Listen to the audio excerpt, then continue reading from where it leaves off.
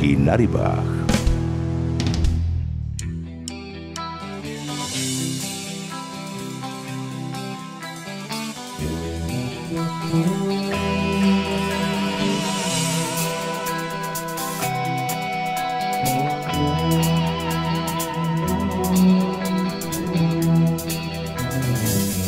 Mistrovství České republiky handicapovaných rybářů se koná opět v týdnu nad Vltavou na řece Lužnici, nedaleko soutoku s Vltavou.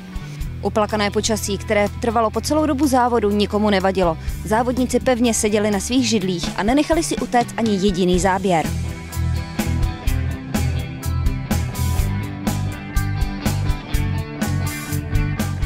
Pořadatelé vybrali úsek řeky, který je dobře přístupný automobily, protože mnoho závodníků není schopno pohybu běžným způsobem.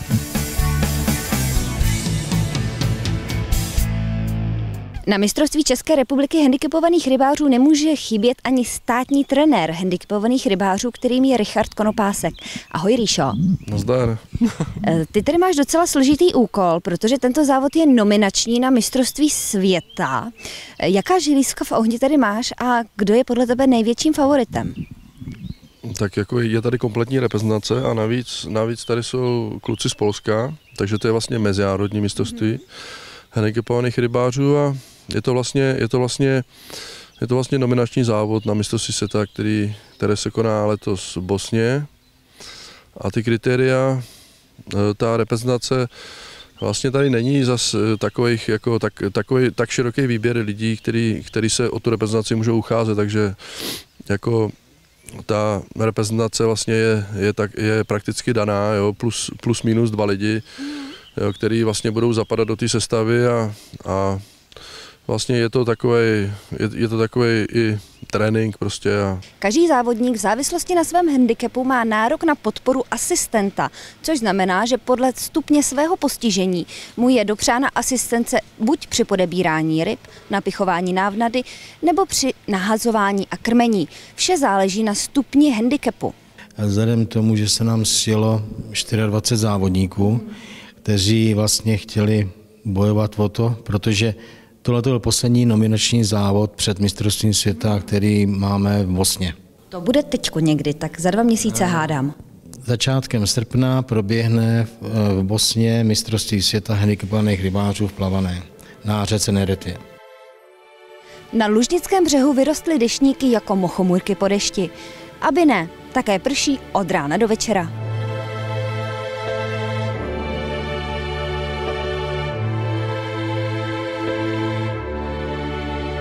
Radim Kozlovský a Jiří Havel. Pánové, co bylo dřív, ryby nebo vozík?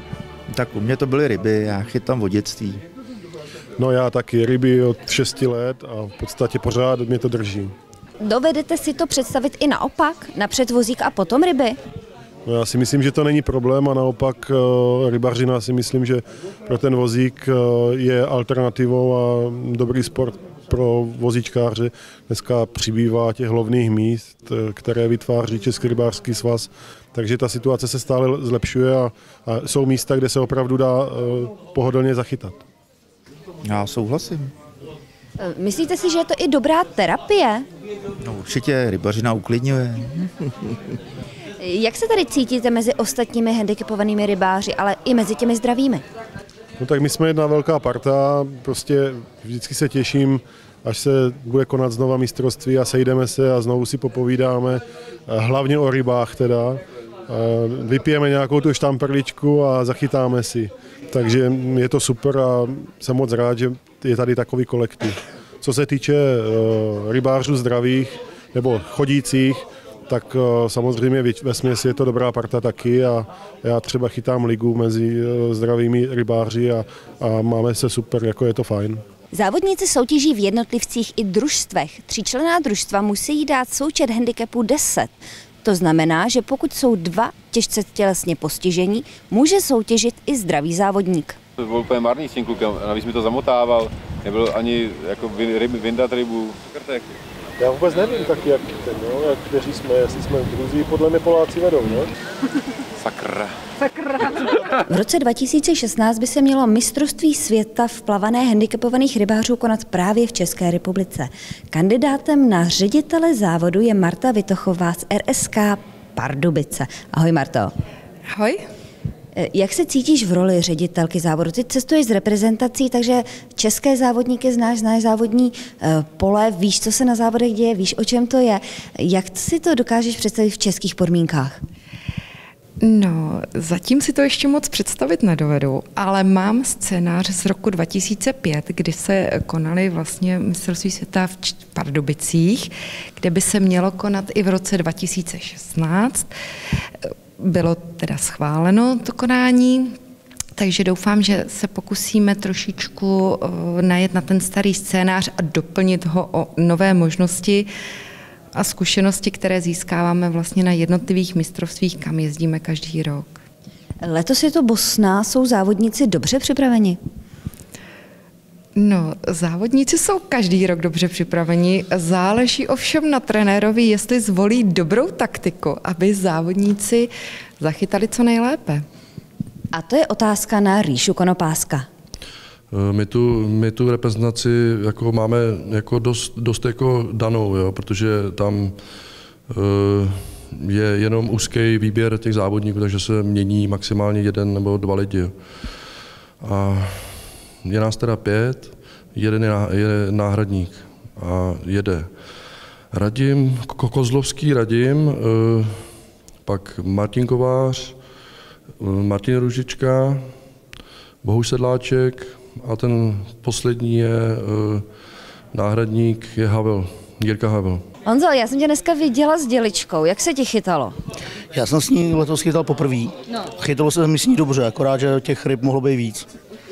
Ty máš takový trošku kratší ruce, nebyla to větší makačka než odhoz? Byla, ale je to přesnější. Prostě s tím odhozem já neudělám tolik, co s tou děličkou. No. Jak se ti líbilo na břehu, když bylo takhle hezký blátíčko? No, nelíbilo, protože mi to klouže a málem jsem jednou spadl do řeky. No tak oni by tě kluci jako pod tebou ještě chytali, tak asi by tě chytli. Jako do podběráku nadspal. Hele, jak se ti tady líbí vůbec tady ve dvoře celá ta organizace závodu? Já si myslím, že je to úplně na špičkové úrovni. My jsme se tady s klukama bavili o tom, jaký je nejvážnější handicap, s kterým lze ještě chytat ryby. Jak to vidíš ty? Vůbec si netroufnu jako odhadnout, protože každý má svý problémy jiný a nedá se to asi nějak kategorizovat. Jasně. Pro koho by si doporučil rybaření jako sport? Pro každého nerváka, vynervovaného cvoka, který potřebuje vyklidnit drobet. A já můžu říct, že každá ryba udělá radost, takže pokud jste smutný, tak i z tohohle důvodu je rybaření ten správný sport. Ke konci prvního závodního dne přestal svatý Petr plakat, což se velice pozitivně projevilo na aktivitě ryb. Viděli jsme nějaké oukleje, ale taky dost slušného cejna. Tomáši, jak hodnotíš dnešní závod a jak se ti líbilo, když tady závodníci chytali? Já myslím, že všechno bylo v absolutním pořádku. Problém byl počasí, které se úplně nevydařilo. To jste špatně objednali. Volal jsem Petrovi a brečel z toho. Nedal. Takže takhle. A jinak věřím, že úlovky byly. Závodníci to určitě nějakým stylem se s tím vším vyrovnali a myslím, že je to v absolutním pořádku. Byly nějaké protesty? Nedošlo k žádným protestům. Všechno jsme tak podchytili, že nikdo žádný protest nedal. A co řekla závodníkům? Váha pravdy? Váha pravdy 3,5 kg. Super. Ne, omlouvám se, 4,5 kg. Co ti řekla váha pravdy? Špatný. 1,65 kg.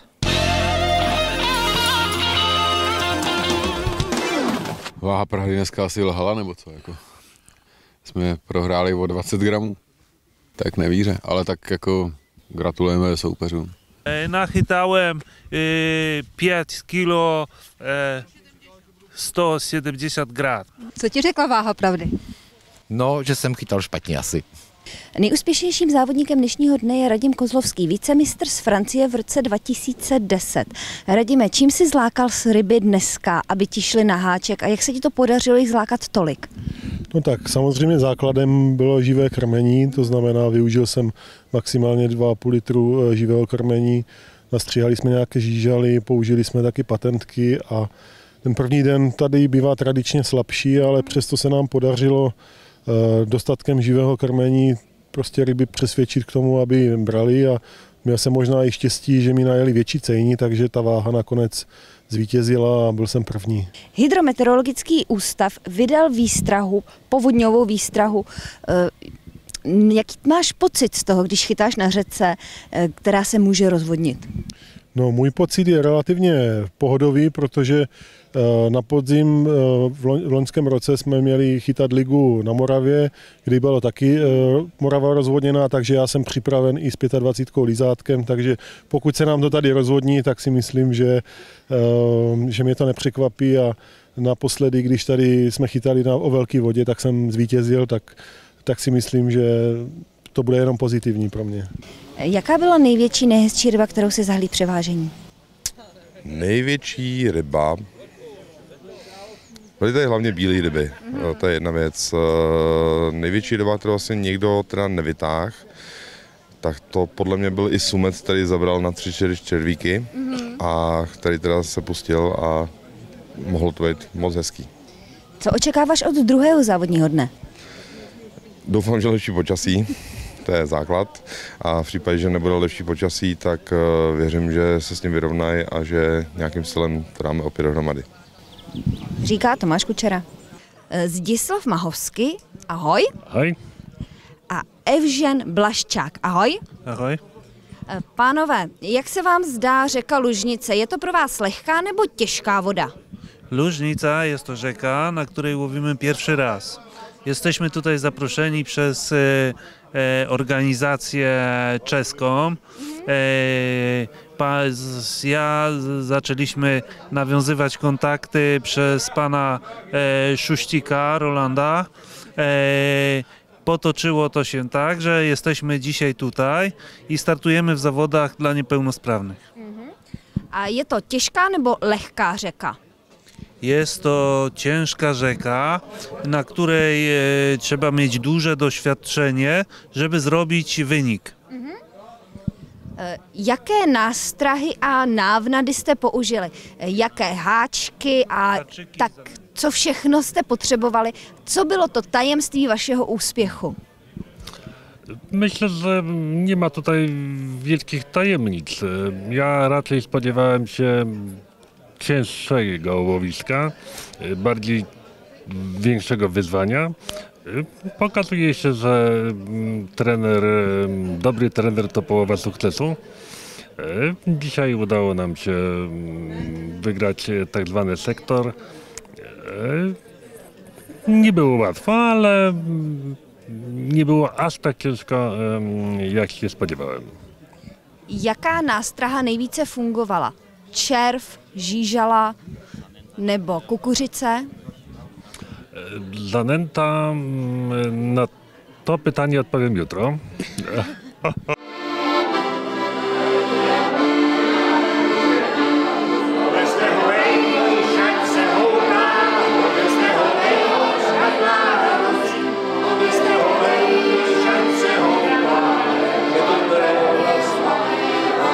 Po večeři se všichni sešli v místní hospůdce a vyměňovali si zážitky.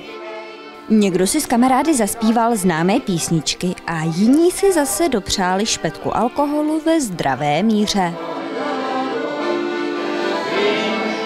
To je fakt zajímavý, že tě to se mnou baví. Snad je to tím, že tě mám rád.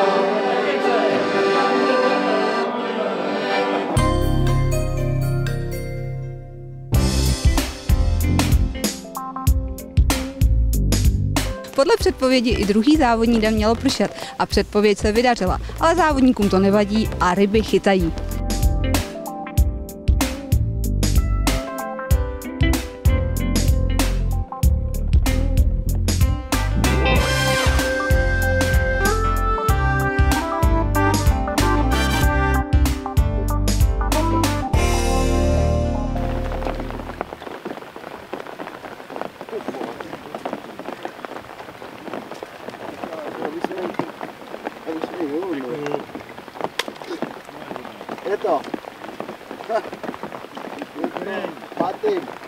Máš náhradní? Jirko, dovedeš si představit situaci, že by přišel nerybář na vozíku, dokážete ho mezi sebe přijmout a naučit ho všechno? Já myslím, že určitě. Všichni jsou ochotní a jako pomoc samozřejmě a naučit a určitě by bylo dobré, kdyby nás bylo víc. Co by si takový člověk, který by uvažoval o rybařině jako o novém směru, co by měl od toho očekávat a co by si měl připravit? No, měl by si uvědomit, že ryba je slizká, takže samozřejmě musí se neštítit té ryby a těch různých červů a tak dál a mít chuť prostě začít něco nového a myslím si, že bude pak jenom překvapen, jak je to fajn. Ještě to doplnil tím, že tady na mistrovství republiky samozřejmě je to nominační závod a potom vybraní nebo nejlepší reprezentanti tak jezdí na mistrovství světa po světě. Že jo? Takže je to i možnost podívat se někam do ciziny. Kde jste byli nejdál a kde nejdivočejším způsobem se chytali ryby? Co všechno jste si mohli se svými vozíky dovolit? Já nejdál, tak jsem byl v Portugalsku, loni na mistrovství světa. No, nejdivočejší, když jsem chytal pstruhy, no, v neoprénu na vozíku prostřed řeky. No. To lze? Jo. Když máš dobrý kamarády, tak to jde určitě. Radime, stejná otázka na tebe. No tak to Portugalsko je asi opravdu nejdál, tam jsme byli 3krát v podstatě na mistrovství světa. No a co se týče takového s největším adrenalinem rybolovu, tak měl jsem tu možnost chytat tresky v Norsku ve fjordech, což se mi moc líbilo. No a běžně já vlastním čtyřkolku, takže zabrodím do řeky a chytám klidně i na muškařský prud nebo na vláčku, takže myslím si, že ty možnosti jsou docela veliké.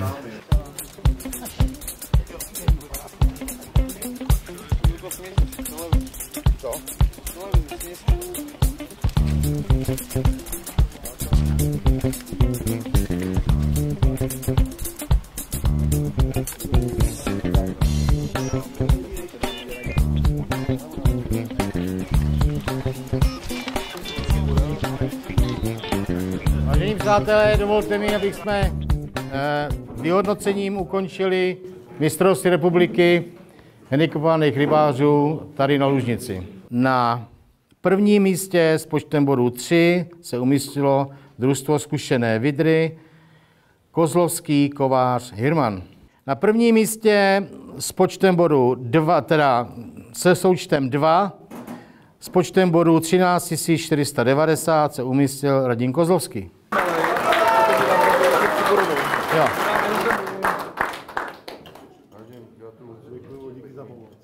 Na druhém místě se součtem 3 s počtem bodů 13 450 Ota Petráček.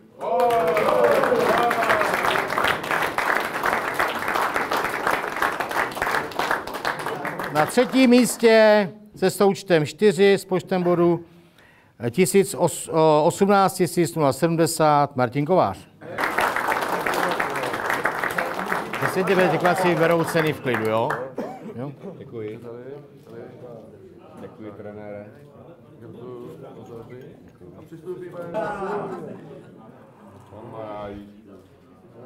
Momentálně pasujeme českého krále v rybaření a vedle něj stojí jeho podaní.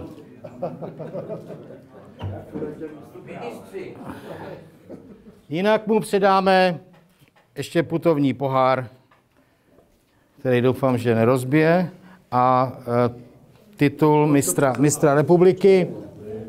Králem handicapovaných plavačkářů je Radim Kozlovský. Jaké je to překvapení, Radime? A pokolikáte už vlastně? No já vzpomínám, že to je pravděpodobně podruhé. Podruhé určitě tady na Novém Dvoře. Jednou jsem byl, myslím, druhý, když jsem začínal. A samozřejmě je to pro mě milé překvapení a byl to meta, na které jsem chtěl dosáhnout. A jsem rád, že se to povedlo. Uradila se ti tady pěkná sbírka pohárů. Představ je. No tak tento je za mistrovství ČR v plavané první místo družstva. Tenhle ten je za jednotlivce. Tento je právě jako mistr České republiky pohár. A tento největší, ten je pohár putovní, který tady už má svoji tradici a ten se plní pravidelně šampaňským, takže dneska určitě ta tradice nebude porušena. Radime, včera o tobě Ríša Konopásek, trenér reprezentace, prohlásil, že dneska budeš na Berně a splnilo se to. Čekal jsi to? No, přiznám se, že moc ne. Po dnešním ranním losu jsem si říkal, že budu proto dělat maximum, ale ty karty byly rozdané, myslím si, že vyrovnaně a čekal jsem, že můžou mě přechytat minimálně 2 závodníci. Co se ti osvědčilo nejvíc? Jaká montáž?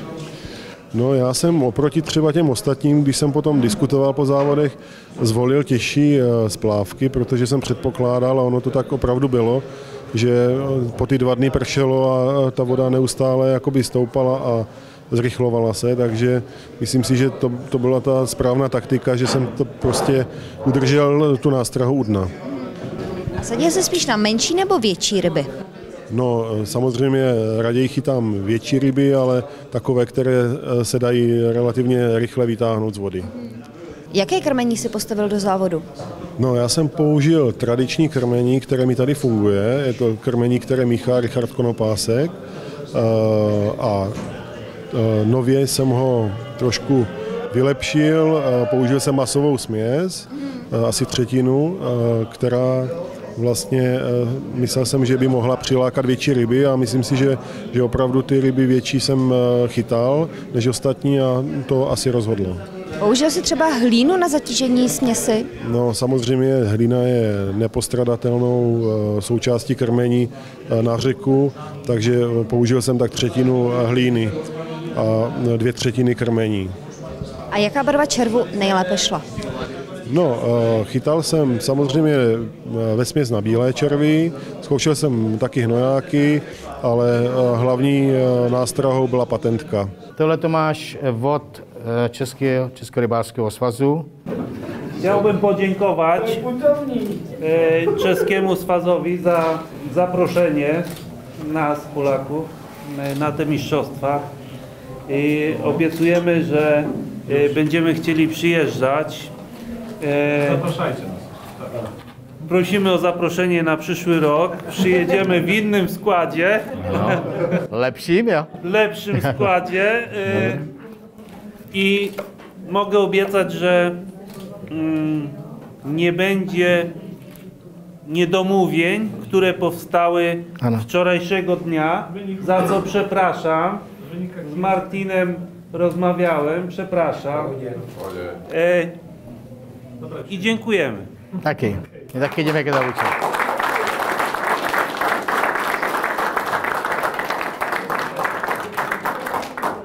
Máš nějaký vzkaz pro handicapované rybáře či nerybáře? No, já bych jim rád vzkázal, aby pokud mají aspoň trochu chuť tento náš kolektiv třeba poznat, aby se opravdu neostýchali přijet na mistrovství republiky. Není to jen tak, jak to zní, že je to mistrovství a jsou tady všichni namotivovaní být mistrem republiky, ale jezdí tady i spousta rybářů jen tak právě si zachytat v dobré partě a myslím si, že to je opravdu dobrá cesta, jak najít kamarády a užít si čas u vody. Doporučil bych třeba i rybářům, kteří nevědí, kde se registrovat, v kterém rybářské organizaci. My máme speciální rybářskou organizaci pro handicapované rybáře v Kladrubech u Vlašimi a ta právě zajišťuje servis tady toho mistrovství a zároveň prostě nabízí možnosti určitě větší pro handicapované než běžné místní organizace, takže určitě bych doporučil pátrat po této organizaci a případně být jejím členem, protože máme pak různé výhody v rámci rybářského svazu.